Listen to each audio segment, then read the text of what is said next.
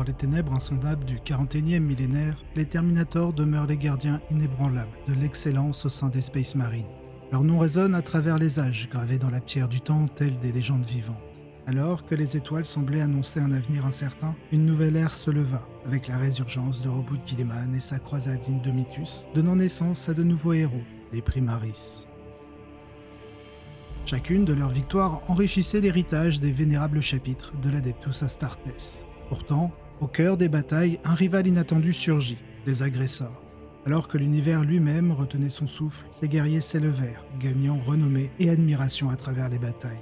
Un moment où l'on aurait pu croire que l'ère des Terminators touchait à sa fin, prête à céder la place aux nouvelles armes offertes par Guilliman, le destin dévoila sa nature capricieuse. Le nouveau codex Adeptus Astartes révéla que ces deux parents pouvaient coexister en harmonie, chacun apportant sa propre lumière à l'humanité.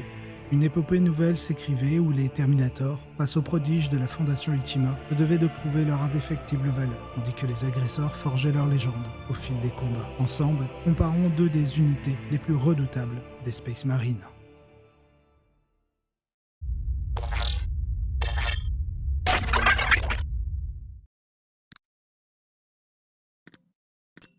Les agresseurs coûtent 110 points pour 3 figurines, soit 220 les 6, avec une endurance 6 et 3 points de vie, une sauvegarde de 3+, et un mouvement de 5 pouces. La plupart de leurs options, en mêlée et à distance, ont le mot-clé jumelé, ce qui est utile compte tenu des changements apportés au serment de l'instant. En mêlée, ils disposent de 3 attaques de gantelet énergétique, touchant à 3+, force 8, PA-2, dégâts 2, et à distance, vous avez 2 options à force 4, PA0 et inflige un point de dégâts. La première option à distance, c'est la version lance-flamme, qui a une portée de 12 pouces, pour des 6 plus 1 tir avec torrent et ignorer le couvert. La deuxième option est le Boltstorm et le Fragstorm. Le premier fait 3 tirs touchant à 3+, tandis que le second fait des 6 tirs avec déflagration. Mais ce dernier n'est pas jumelé. Leur capacité d'unité et puissance de feu rapprochée, qui augmente la pénétration d'armure des attaques à distance contre la cible éligible la plus proche. En ce qui concerne les meneurs disponibles, il y a plusieurs options. Tout d'abord, Marneus Calgar et sa garde d'honneur Victrix pour permettre à l'unité d'avancer, tirer et charger. Thorgaradon permet aux unités d'ignorer le couvert. Péros accorde à l'unité une insensible à la douleur 5+. Du côté des personnages non épiques, nous pouvons avoir un capitaine en armure gravis fournissant un rite de bataille tout en étant très difficile à tuer. Ou alors un apothicaire biologis accordant la touche fatale et peut-être attaché à une unité qui a déjà un capitaine ou un maître de chapitre. Du côté des détachements, les agresseurs bénéficient considérablement du détachement Firestorm, où leurs armes gagnent le mot-clé assaut et plus en force lorsqu'ils attaquent des cibles à moins de 12 pouces. Ils sont parfaitement adaptés pour appliquer le stratagème protocole d'immolation pour 2 points de commandement, qui permet à toutes ces attaques de bénéficier de la capacité blessure dévastatrice. De plus, le stratagème est une tactique de bataille, ce qui rend possible l'utilisation de la capacité rite de bataille, afin d'ignorer le coup et ou de le répéter. La Gladius reste efficace pour les agresseurs en Boltstorm combiné avec un apothicaire biologis, portant l'amélioration discipline de tir. Dans la doctrine Devastator, les tirs gagneront les touches fatales, la touche soutenue 1, et feront une touche critique sur un résultat de 5+. Ils peuvent également être intéressants avec le détachement fer de lance Vanguard, où la lame plantée leur permet de s'infiltrer. En dehors de ça,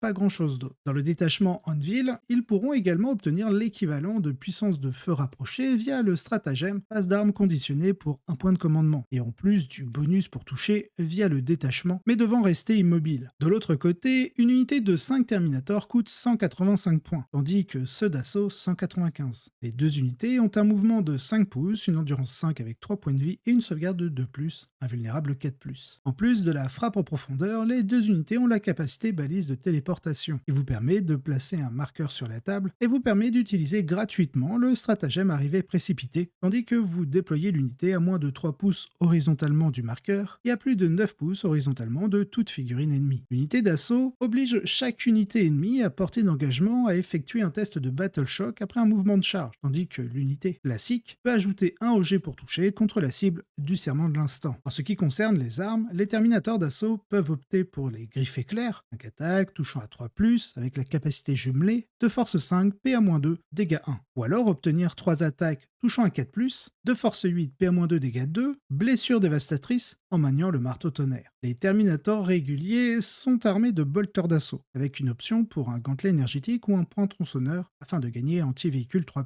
Une figurine sur 5 peut remplacer son bolter d'assaut par un canon d'assaut, un lance-flamme lourd ou alors un lance-missile cyclone et un bolter d'assaut qui ne peut être changé. Du côté des meneurs, les Terminators peuvent être menés par Lysander ou Lysander, c'est vous qui choisissez, pour infliger un malus de -1 pour être blessé contre les attaques avec une force supérieure à l'endurance de l'unité. Un capitaine en armure Terminator fournit le rite de bataille évidemment, tout en permettant à l'unité de relancer les jets de charge. Un archiviste Terminator donne à l'unité une insensible 4+, contre les attaques psychiques, ainsi que la touche soutenue 1 pour toutes leurs armes, de tir comme de corps à corps. Le chaplain Terminator permet d'ajouter 1 au jet de blessure des attaques de mêlée et de gagner une insensible 4+, contre les blessures mortelles. Le doyen Terminator ajoute 1 à la caractéristique de contrôle d'objectif et fournit surtout un bonus au jet pour toucher et blesser en fonction de la déplétion de l'unité. Il peut être attaché à une unité qui a déjà un capitaine ou un maître de chapitre. En plus de tous les avantages des agresseurs énumérés plus tôt, à l'exception de l'opportunité flagrante de faire des carnages avec protocole d'immolation, les Terminators peuvent bénéficier du détachement de première compagnie où chaque stratagème disponible s'applique à eux. Une option particulièrement intéressante ici est Téléportarium Orbital, pour un point de commandement permettant de retirer l'unité du champ de bataille à la fin de la phase de combat de l'adversaire, et lui permet d'effectuer une frappe en profondeur à l'étape de renfort de la prochaine phase de mouvement. Ils peuvent aussi utiliser Résistance légendaire, pour réduire les dégâts des attaques en mêlée pour l'unité. Maintenant que l'on a une bonne connaissance sur l'aspect technique des deux unités, allons un peu plus loin. Regardons d'abord leur efficacité au tir. Pour les tableaux qui vont suivre, la comparaison est faite pour 6 Terminators et 6 agressors. Côté agresseur, on aura les options Boltstorm et Flamestorm, tandis que pour les Terminators, ce sera 5 bolters d'assaut et un canon d'assaut. Pour les Boltstorm, on sera en Gladius avec un apothicaire biologis et discipline de tir contre la cible du serment de l'instant. Du côté des Flamestorm, ils seront sous protocole d'immolation. Pour ce qui est des Terminators, on ajoute évidemment le serment de l'instant, mais on n'utilisera pas la règle de détachement de la première compagnie car elle n'est utilisable qu'une seule fois par bataille. Tout d'abord, nous avons quelques comparaisons contre une cible d'infanterie lourde typique. Les deux choses évidentes sont que la sauvegarde améliorée des Terminators les rend légèrement plus difficiles à tuer que les agresseurs, et les configurations optimisées donnent un énorme coup de pouce à la saturation des agresseurs. Combinaison de touches fatales et touches soutenues donne l'avantage aux agresseurs Boltstorm même par rapport à ceux équipés de Flamestorm. La raison en est la grande quantité de dés lancés. Chaque résultat de touche de 5+, est une blessure automatique, en plus d'un jet de blessure, et la stratégie optimale est de relancer tout résultat de jet de touche de 4 ou moins. Les agresseurs Flamestorm se comportent tout de même très bien et ont l'avantage de ne nécessiter qu'un seul stratagème pour obtenir cet effet. Contre une cible endurance 12, les configurations optimales s'en sortent toujours assez bien, infligeant en moyenne 10 blessures pour la combinaison Gladius et 8 pour la configuration Firestorm. Regardons ce que cela donne en combat. Bien que la mêlée ait certainement été reléguée au second plan par rapport au tir dans la 10e édition, les agresseurs et les Terminators disposent tous deux d'une option de mêlée. Ce tableau compare la létalité en mêlée contre une cible endurance 12, sauvegarde à 2+.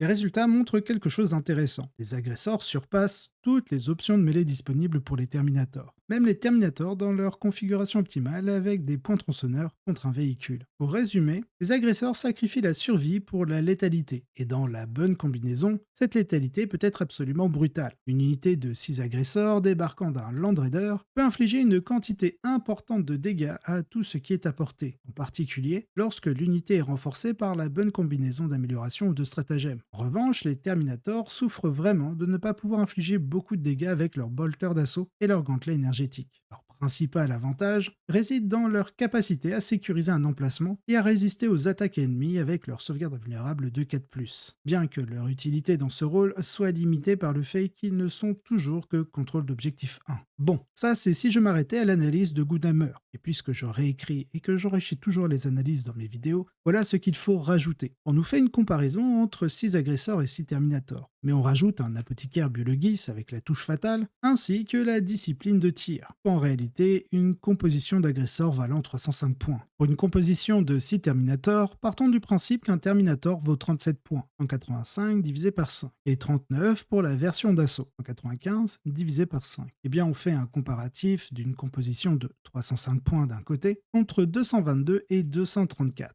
soit 83 et 71 points de différence. Je trouve cela un peu biaisé, car on n'intègre pas l'aspect économique. Plus une unité coûte de points, moins on pourra intégrer d'autres unités dans la liste. Merci Captain Obvious. Et dans un environnement compétitif, cherchant à valider les objectifs de mission, il est plus intéressant d'avoir une unité moins létale, mais beaucoup plus durable sur le champ de bataille en pouvant y ajouter d'autres unités pour valider les objectifs. En s'arrêtant à la conclusion de l'article, on pourrait penser qu'il suffit de mettre le plus d'agresseurs possible pour avoir une bonne liste, ce qui n'est pas totalement vrai. Mais le sujet traité par l'article de Gunhammer est très intéressant, mais il n'est pas traité avec équité. Je ne remets pas en question l'aspect létal au tir comme en mêlée des agresseurs comparé au Terminator. Contre, il faut bien comprendre dans quel contexte une unité d'agresseurs pourra appliquer sa létalité contre l'adversaire. Si on reste sur la composition de 6 agresseurs avec un biologiste, ils pourront soit être déployés et utiliser leur mouvement de 5 pour se projeter, et autant vous dire que je ne donne pas cher de leur peau. Ou alors, vous pouvez les mettre en réserve stratégique, mais dans le meilleur des cas, vous avez une portée de 18 pouces et vous serez très prévisible pour votre adversaire. Cela sans oublier les restrictions d'arrivée en fonction du tour en cours. De l'autre côté, nous avons des Terminators pouvant être déployés au même titre que les agresseurs avec une meilleure survivabilité grâce à leur sauvegarde 2+, et invulnérable 4+. Ou bien, les placer en réserve pour arriver n'importe où sur le champ de bataille à 9 pouces de toute figurine ennemie sans être inquiété par les restrictions de bord de table de la réserve stratégique. Pouvoir égaler la résilience et la capacité d'arriver en jeu des Terminators, vous serez obligé de prendre un transporteur pour vos agresseurs, ce qui augmente le coût de la composition de départ. Et vu les transporteurs pouvant prendre à leur bord 6 agresseurs ainsi qu'un personnage, autant vous dire que ce sera dans la plupart des cas un Land Raider Redeemer, qui à lui seul équivaut quasiment le coût de départ. Bien entendu, pour réduire les coûts le plus possible, il reste le détachement Vanguard et sa lame plantée. Il faudra simplement faire attention à qui aura le premier tour, car si ce n'est pas vous, il faudra certainement serrer vos petites fesses pour que votre composition passe le tour entier de l'adversaire sans encombre. Pour permettre ce style de jeu, les Terminators seront bien plus efficaces que les agresseurs, mais cela reste que mon opinion. Pour conclure avec ce comparatif, les agresseurs sont une unité très létale pouvant cumuler une phase de tir et de combat fantastique, gagnant leur résilience et leur mobilité que par leurs transporteurs, mais faisant augmenter drastiquement leur coût. Alors que les Terminators sont une enclume parfaite pour occuper une zone du champ de bataille durablement.